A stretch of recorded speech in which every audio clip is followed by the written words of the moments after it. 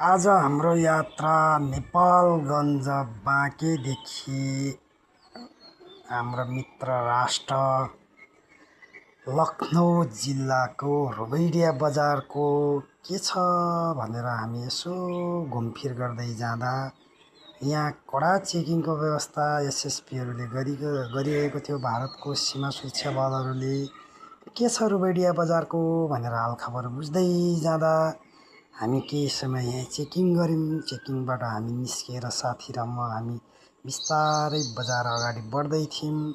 यो बजार अगाडि बढ्दै जाँदा रुबैडिया बजार पहिलेको भन्दा धेरै सुनसान थियो। व्यापारीहरूको व्यापार नभएर बसिराख्नु भएको थियो। के छ त हाम्रो रुबैडिया बजारको हालखबर भनेर जाँदा यसरी नै खाली बाटो देखिरहेका थियौँ।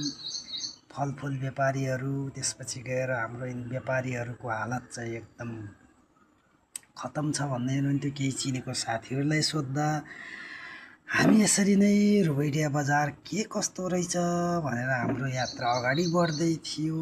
त्यसैमध्ये हामीले एकजना मेरो चिनेको पुरानो साथीलाई सोद्धा हाम्रो व्यापार केही पनि छैन, हामी त बर्बाद भयौँ भन्दै सुनाउँदै हुनुहुन्थ्यो। यसै गर्दै हामी अगाडि बढ्यौँ।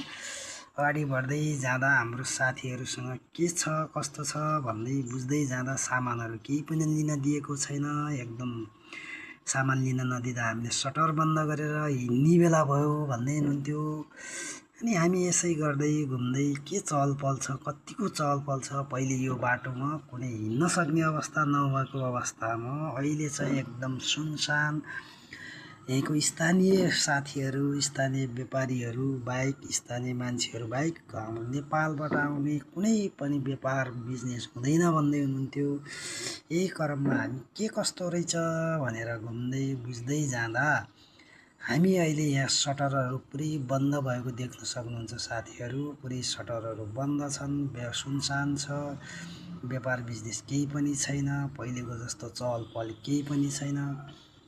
कसरी हामी जीविकोपार्जन गर्ने होला भन्दै हुनुहुन्थ्यो। अनि मलाई चाहिँ के मनमा लाग्यो भने हामी सबैले आफ्नै सामानहरू आफ्नो देशमै केही भएको के गर्नुपर्छ। यहाँको महँगो चिज, यहाँको अखाद्य वस्तुहरू लिएर हाम्रो चाहिँ ठिक हुँदैन भनेर केही साथीहरूलाई मैले यसो बुझाउन प्रयास गरेँ।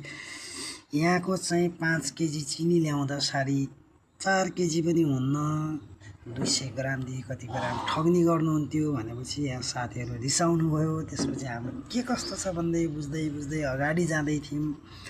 अगाडि जाँदा पनि यहाँको माहौलहरू चाहिँ त्यही किसिमको नै थियो साथीहरू। त्यसपछि हामीहरू केही समय रुबैडिया हुँदै मेरो साथीको काम विशेषले मात्रै आएका थियौँ। हामी पनि त्यसो सामान लिने भनेर होइन, साथीसँग यसो भलाकुसारी गर्दै हामी रुबैडिया बजार पुरै एक चक्कर लगाउँदा यहाँको सुनसान वातावरण देख्दा मलाई पनि अचम्म लाग्यो। पहिले यो बाटोमा हामी चाहिँ हिँड्न सक्ने अवस्थामा हामी हिँड्दैनथ्यौँ।